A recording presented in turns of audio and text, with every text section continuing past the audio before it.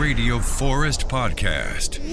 Forrest, my darling, it's Leanne. Leanne, how are you? Honey, I'm good, you angel. I love the name Forrest, and my granddaddy was Forrest, and my son is saving that name for a baby. My son's best friend is Forrest, so I'm tickled to talk to you. One R or two R's in Forrest with your... Two R. Two R's, Absolutely. Like yours. Hey, I just talked to a friend of yours. I was trying to get some inside dirt, and all he told me was, you're always telling him to have kids. That's comedian Greg Warren. Honey, I told Greg I'd have a baby for him. I'd be a surrogate. Honey, he needs to have 10. You know, he wrestled in college. And I told him, I go, Greg, I know I tell this on the radio all the time, and I've got to stop talking about how I should have a baby for you. Because I think it's kind of private. And then I sit up and talk about, and he probably doesn't want a 57-year-old woman to have a baby for him. But I love him. We're talking to Leanna Morgan. I'm Every Woman is out on Netflix. She's a professional comedian. Leanne, you seem like you enjoyed being a mother so much. I've got 2 young kids. They're very close in age. I find it so difficult. Right now, they're 5 and 4. Mm-hmm. They don't ever shut up. They don't ever listen. I'll be like, I'm going to pull the car out of the garage. Stay in the house. The one thing I tell them not to do, they'll do. Yeah. Well, and Forrest, I'm now grown and mine are all grown, and I've got a grandbaby and another one on the way. And so I want you to know, when I talk about all my little children, it was hard. I mean, I'm not saying it was perfect, and I know I could probably put that like it was, but it was hard. And, when you got little children at home and everybody's crying and you want time with your wife and, my husband would want time with me and I'd be, I'd watch Barney all day and everybody grabbed me and held on to me and I just want to be left alone. It's a hard time, so don't put a lot of pressure on yourself. It's a hard time, but it will go by so fast, so just try not to. If anybody, and I know you hadn't asked my advice, but fight the big battles, not the little ones. Let the little ones roll off your back. Heard recently your middle daughter went on a couple of dates with Morgan Wallen. Was this before he was big, or was he? Yes, honey. He was trying to make it. He was on The Voice, and he's from Knoxville, where I'm from. And that little thing, he and I did a gig together that was, we didn't get paid. I mean, we were both struggling.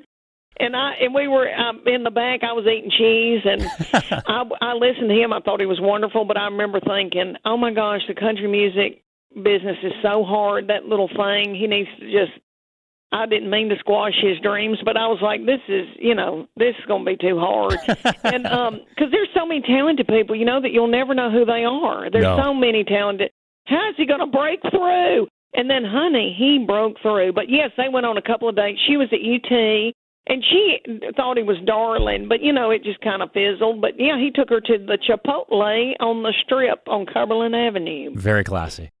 Mm-hmm. Very sweet. Have you ever had an opener that you thought, probably not going to have a good shot, but then they kind of turn around and they're great? I've done that on the radio side. I thought a band, I'm like, I hear a song, I'm like, this band's never going to make it. Then it become huge. I was like, I was way wrong. A lot of times I've been wrong. Oh, there's a lot of people that I'm way wrong on, and I could never be Simon Cowell because evidently I do not have that talent. There's a lot of people that I have thought, they need to get a real job and have some health insurance. And one of my other friends, she'll open for me, and we've been traveling on and off together for 20 years. She's like, Leanne, you've got to quit squashing people's dreams. And I don't mean to. It's just so hard. The show business is so up and down and so hard that I just feel for little children trying to make it. Did you feel like you could make it right away? Was it kind of a slow process to getting on stage? I know you started with the jewelry shows or the jewelry parties. Yeah. But when you first got on stage and you're performing jokes in front of a crowd, how did that go? Did it go great right away? It did. Now, I did a couple of open mics that were horrific, and I wanted somebody to shoot me. But once I started, they let me up at the comedy club, the first comedy club that I was around in Texas. You know what? I had hope because for one reason I thought I'm different. I'm different than everybody. I mean, here I was in Austin, Texas, where everybody, is very hip and very progressive, and everybody's high on marijuana. And I was, honey, in a pair of capri pants with birds on them, with a kitten heel and a bob, haircut, raising 3 little children. So I knew I thought, you know what, if anything, I'm different. How did you go from Tennessee in 2001 to Texas? Was that your husband's job? What got you guys to move? It was my husband's job. Yes, he was put over South Texas, and I look back and it had to have been a God thing because I had been selling jewelry, but I knew I wanted to do comedy, and I was kind of doing comedy around East Tennessee. I didn't have a club, but I would do like the Rotary Club or something, and I'd get paid $50 or whatever. And then we moved to San Antonio, Texas, and they had a club. But down the road, 45 minutes, was Austin. Cap City Comedy Club was the best comedy club, one of the best in the United States, and that's where I would go. I had people that lifted me up there and helped me. Now, did the dynamic switch at all then? So now you're touring, you've got specials, you're on Bob and Tom, you're on Good Morning America. Has the dynamic shifted with you and your husband? Because is it safe to say, in addition to the jewelry, you're mostly a stay-at-home mom raising 3 kids. Now you've got a solid career. Has that changed a little bit? Yeah, a little bit, honey. I've got a little power now. I just bought a big swing set for my grandbaby and paid cash for it. So yes, I'm feeling a little powerful right now. I think it took him a long time to figure out what was happening because for 20 years, I made money, but it wasn't anything. Like, he'd have to pay my taxes because I'm so unorganized, and then all my money went to my children getting haircuts and uniforms and stuff like that. And so when this started, all this, he was like, what? And so it's been hard for him to realize what was going on. I think all these years he's always supported me, but I think he thought, that kooky Leanne, let's just let kooky Leanne do her kooky thing. But now, my hope is that he can loosen up a little bit and enjoy himself because he has worked like a mule for us. And Lord put everybody through school and everybody, had to get their hair highlighted, and he's been through a lot. So I'm hoping that he will relax a little bit. But so far, no. So far, he's still just as wound up and white-knuckling a golf cart. Can I ask you a question about dogs? I've had 2 beagles, and they were the hardest dog to get house-trained. Is there any similarities with your dogs? Honey, okay, what is that? Yes, okay.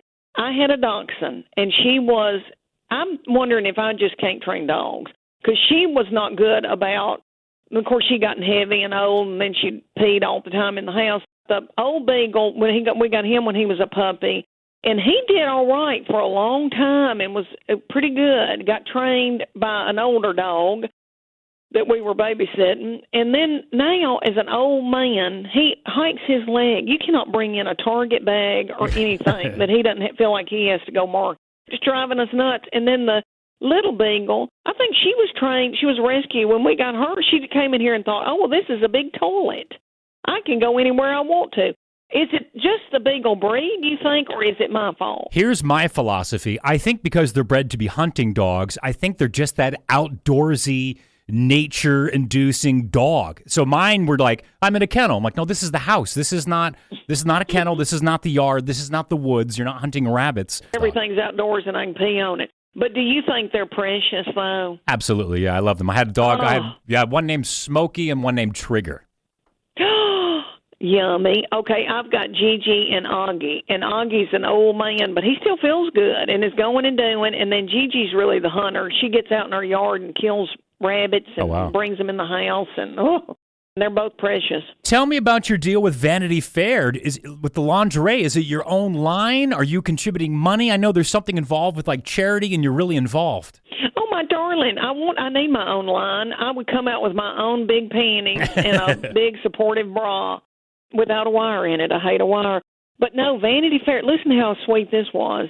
Vanity Fair said that they wanted to partner with me to help women get started and whatever, because I named the second tour Just Getting Started because I feel like I'm just getting started at 57, that this has really happened for me at this age, at this point in my life.